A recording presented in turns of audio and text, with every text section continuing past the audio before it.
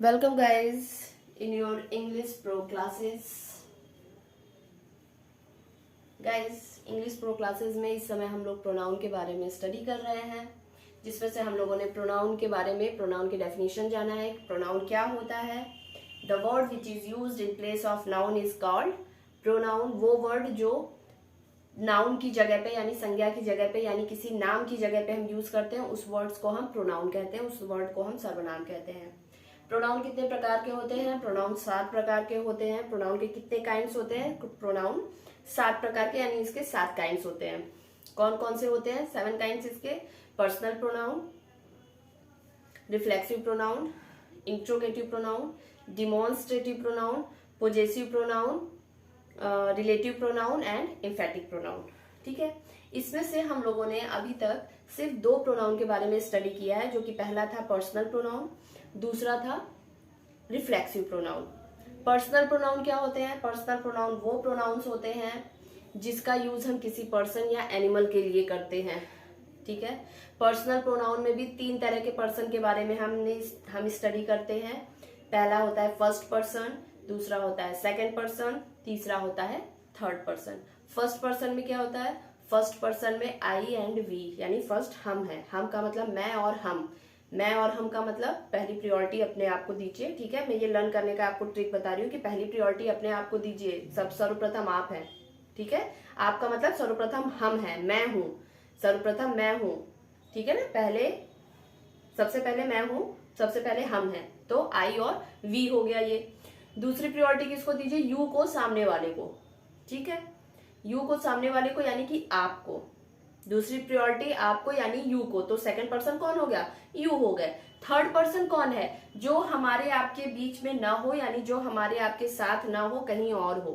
ठीक है, जिसके बारे में हम बात कर रहे हो, जैसे ही, सी और इट, दे, इट, दे भी होता है। ठीक है, तो फर्स्ट पर्सन आई और we, second person you, third person he, she, they, it. ठीक है, ये हो गया पर्सनल प्रोनाउन।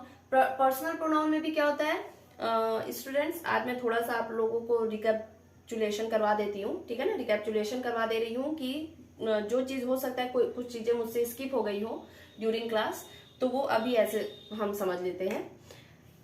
क्या बता रही थी? हाँ, पर्सनल प्रोनाउन में मैंने अभी तक आपको बताया कि 3 पर्सन होते हैं, और पर्सनल प्रोनाउन में जो भी वर्ड्स होते हैं उनसे हमको जेंडर के बारे में भी पता चल जाता है कि कौन सा जेंडर है। जैसे कि हम आई, वी और दे का यूज, आई, वी, दे और इट का यूज हम चाहे वो फीमेल हो चाहे मेल हो, सबके लिए करते हैं। आई, वी, यू, दे और it, I, we, you, they और it, I, we, you, they, it, ये 5 प्रोनाउन, पर्सनल प्रोनाउन जो होते हैं, इनमें इन 5 पर्सनल प्रोनाउन का यूज हम किसके लिए करते हैं? ये इसके लिए, इसमें हम फेमिनिन के लिए, फेमिनाइन जेंडर के लिए भी कर सकते हैं और मैस्कुलिन जेंडर के लिए, यानी मेल और फीमेल दोनों के लिए हम इसका यूज कर सकते हैं। सिर्फ मेल के लिए हम कौन सा यूज करते हैं? ही यूज करते हैं, और सिर्फ फीमेल के लिए हम शी यूज करते हैं। ठीक है, पर्सनल प्रोनाउन में भी 2 तरह के प्रोनाउन होते हैं। अब आप समझो कैसे। एक ऐसे प्रोनाउंस होते हैं, एक कैटेगरी ऐसी होती है पर्सनल प्रोनाउन की जो सब्जेक्ट में यूज होती है। सब्जेक्ट में कौन से पर्सनल प्रोनाउन यूज होते हैं? जैसे ही हम सब्जेक्ट बनाते हैं, शी का भी हम सब्जेक्ट, सी को भी हम सब्जेक्ट बना के यूज करते हैं, आई सब्जेक्ट बना के यूज होता है, वी सब्जेक्ट बना के यूज होता है, दे सब्जेक्ट बनता है, इट सब्जेक्ट बनता है और यू सब्जेक्ट बनता है। ठीक है, इसका हम ऑब्जेक्ट, पर्सनल प्रोनाउन जो है वो एज एन ऑब्जेक्ट भी यूज होता है। कौन कौन से वर्ड्स हैं, कैसे आप पहचानोगे कि ये पर्सनल प्रोनाउन के ऑब्जेक्ट हैं? जैसे अगर ही है तो ही का ऑब्जेक्ट बनता है हिम। ठीक है, HIM, हिम। शी का ऑब्जेक्ट होता है हर। आई का ऑब्जेक्ट होता है मी। यू का ऑब्जेक्ट यू ही होता है। ठीक है, वी का ऑब्जेक्ट अस। दे का ऑब्जेक्ट देम, और इट का ऑब्जेक्ट इट या इट्स। ठीक है, ये तो हो गया हमारे पर्सनल प्रोनाउन की बात। अब दूसरा हम लोगों ने जो पढ़ा था वो था रिफ्लेक्सिव प्रोनाउन। रिफ्लेक्सिव प्रोनाउन क्या होता है? एक ऐसा प्रोनाउन, एक ऐसा वर्ड्स जो रिफ्लेक्ट करता है किसको? एक्शन को। किसके एक्शन को? सब्जेक्ट के एक्शन को कहाँ पे रिफ्लेक्ट करता है, सब्जेक्ट पे ही रिफ्लेक्ट करता है, टर्न बैक करता है। ठीक है, मतलब रिफ्लेक्सिव प्रोनाउन वो प्रोनाउन होता है जो किसी सब्जेक्ट के एक्शन को सब्जेक्ट के ऊपर ही प्रतिबिंबित करता है, दर्शाता है। ठीक है, और रिफ्लेक्सिव प्रोनाउन जो होते हैं इनको हम रिकॉग्नाइज कैसे करते हैं, इसमें ऑब्जेक्ट जो वर्ड्स होते हैं, पर्सनल प्रोनाउन के जो ऑब्जेक्ट वर्ड्स होते हैं उसके साथ सेल्फ या सेल्फ्स लगे होते हैं। ठीक है, हमेशा ध्यान दीजिएगा, रिफ्लेक्सिव प्रोनाउन जो होता है इसमें पर्सनल प्रोनाउन के जो ऑब्जेक्ट के लिए जो हम प्रोनाउन, पर्सनल प्रोनाउन के जो वर्ड्स यूज करते हैं उसके साथ सेल्फ या सेल्फ्स लगता है। जैसे himself, herself, my self, me self नहीं होता है, ध्यान दीजिएगा। माई सेल्फ, योर सेल्फ और देम सेल्फ्स, आवर सेल्फ्स। ठीक है, उसके बाद अब हम तीसरे पे आते हैं। तीसरा है एम्फेटिक प्रोनाउन। एम्फेटिक प्रोनाउन क्या है, देखिए स्टूडेंट्स, कहीं कहीं किसी बुक्स में या फिर किसी भी एग्जाम वगैरह में आपको कहीं एम्फेटिक प्रोनाउन के नाम से वर्ड्स मिलेगा, कहीं एम्फेसाइजिंग प्रोनाउन के नाम से वर्ड्स मिलेगा। तो डोंट बी कंफ्यूज नहीं होना है, दोनों का मतलब सेम होता है। एम्फेटिक प्रोनाउन या एम्फेसाइजिंग प्रोनाउन दोनों सेम होता है। इसमें देखो नाम से ही पहले कुछ चीजें तो ऐसी होती है जो वर्ड से ही हमको उनकी मीनिंग के बारे में पता चल जाता है कि ये कैसी है। जैसे एम्फेसाइजिंग का मतलब ही होता है किसी चीज पे जोर देना। ठीक है ना, किसी चीज पे जोर देना, मतलब जैसे होते हैं ना कि कभी कभी हम लोग कोई बात बोलते हैं तो बोलते बोलते हमारा वोकल जो होता है किसी ऐसे वर्ड्स को थोड़ा ज्यादा ही दबाव दे करके बोला जाता है। ठीक है, तो एम्फेसाइजिंग प्रोनाउन वही वर्ड्स होते हैं जब हम, क्या लिखा है यहाँ पे, द वर्ड्स या फिर प्रोनाउन, ऐसा वर्ड या प्रोनाउन दैट एम्फेसाइज अपॉन, जो जोर देता हो, किस पे जोर देता हो, द एक्शन, एक्शन पर जोर देता है। किसके एक्शन पे, डन बाय द सब्जेक्ट, एक ऐसा एक्शन जो सब्जेक्ट के द्वारा किया जा रहा हो, जो कर्ता के द्वारा हो रहा है, उस सब्जेक्ट पे के एक्शन को जो वर्ड एम्फेसाइज करता है, एम्फेसाइज अपॉन करता है, मतलब जिस चीज पे जोर देता है उसे हम एम्फेटिक या फिर एम्फेसाइजिंग प्रोनाउन कहते हैं।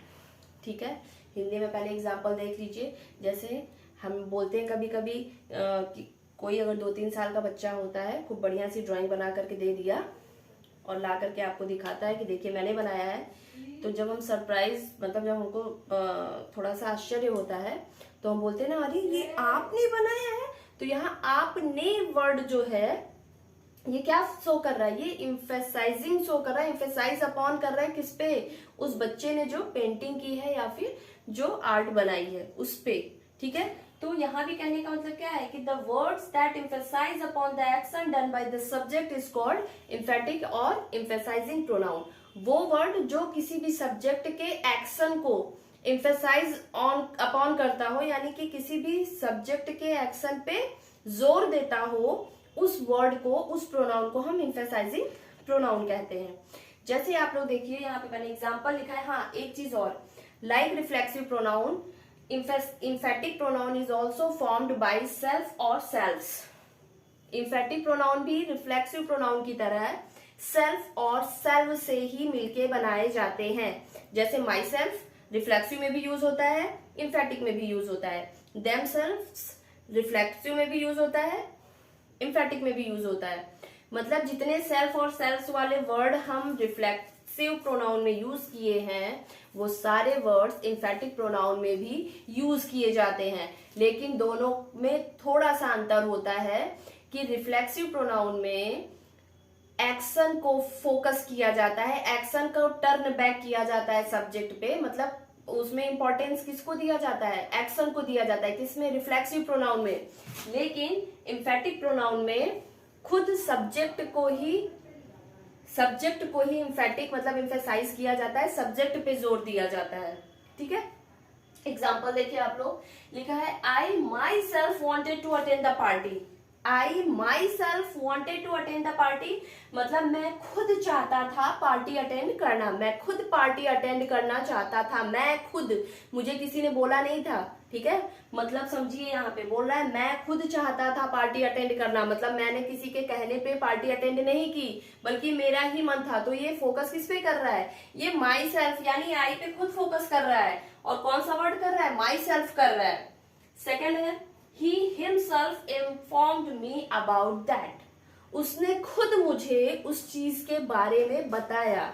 ठीक है, मैंने उससे नहीं पूछा।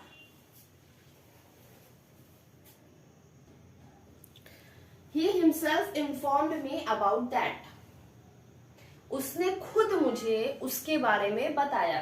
ठीक है, उसने खुद मुझे उसके बारे में बताया, यानी मैंने उससे पूछा नहीं, उसने खुद मुझे उसके बारे में बताया। तो यहाँ पे किस पे इम्फेसाइज हो रहा है, यहाँ पे भी खुद के बारे में, यानी कि उसने खुद ही, उसने स्वयं ही हिमसेल्फ उसके बारे में मुझे बताया। ठीक है गाइस, टेक स्क्रीनशॉट।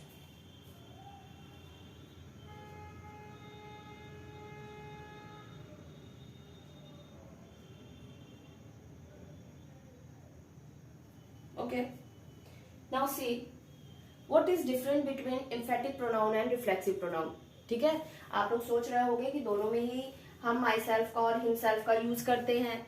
ठीक है, लेकिन थोड़ा सा मैं आपको ट्रिक बता देती हूँ कि सबसे पहली बात तो ये समझ लीजिए कि आप श्योर हो जाइएगा किसी भी सेंटेंस में अगर माई सेल्फ या हिमसेल्फ यूज हुआ है तो ये ध्यान दीजिएगा कि ये रिफ्लेक्ट कर रहा है एक्शन को या फिर फोकस कर रहा है किसको, खुद सब्जेक्ट को।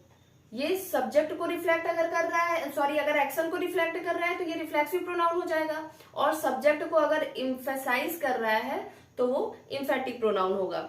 ठीक है, दूसरी चीज ये है, ज्यादातर जो रिफ्लेक्सिव प्रोनाउन होते हैं वो हम सेंटेंस के लास्ट में देखते हैं। ठीक है ना, जैसे I wanted to attend the party myself, I wanted to attend the party myself. I wanted to attend the party myself. इसका मतलब ये हो गया कि मतलब मैं खुद ही पार्टी अटेंड करना चाहता था। यहाँ फोकस किस पे है, पार्टी पे है। ठीक है ना, माई सेल्फ पे फोकस नहीं है, मैं खुद ही पार्टी अटेंड करना चाहता था, मैं खुद ही पार्टी अटेंड करना चाहता था। ठीक है ना, दूसरा है he himself inform me about that. अब इस पे हम क्या करेंगे, he informed me about that himself, या ही इन्फॉर्म्ड मी हिमसेल्फ। ठीक है ना, उसने खुद ही इन्फॉर्म कर दिया था, उसने खुद ही बता दिया था। तो यहाँ बताने पे यानी इंफॉर्मेशन पे फोकस है, तो रिफ्लेक्शन पड़ रहा है, इसलिए ये क्या हो गया, रिफ्लेक्टिव प्रोनाउन। देखिए रिफ्लेक्टिव प्रोनाउन में बस क्या होता है कि ये किसी भी काम को सब्जेक्ट पे रिफ्लेक्ट करता है कि किसी और के थ्रू उसने नहीं किया है। ठीक है, और इम्फेटिक प्रोनाउन क्या होता है कि ये सब्जेक्ट के एक्शन को जो भी एक्शन होता है उसको सब्जेक्ट पे इम्फेटिक करता है, यानी वो उस पे जोर डालता है। ठीक है, बस इतना सा था। आप लोगों को कोई भी क्वेरी रहा करे, कमेंट बॉक्स दिया रहता है, कमेंट बॉक्स में कमेंट कर दिया करिए, पूछ लिया करिए, कोई भी प्रॉब्लम हो, या फिर हो सकता है मेरे कोई भी स्टेटमेंट से आप लोग सेटिस्फाइड ना हो, तो वो सारी चीजें कमेंट बॉक्स में आप लोग कमेंट कर दिया करिए। और मेरे वीडियो पे बने रहने के लिए थैंक यू। ऐसे ही आप लोग वीडियो पे बने रहिए ताकि मैं भी मुझे भी इंस्पिरेशन मिले आप लोगों के लिए नए नए टॉपिक्स बनाने के लिए। ठीक है, आज के वीडियो में बस इतना ही। मिलेंगे नेक्स्ट टॉपिक में, नेक्स्ट वीडियो में नेक्स्ट टॉपिक के साथ। Good bye.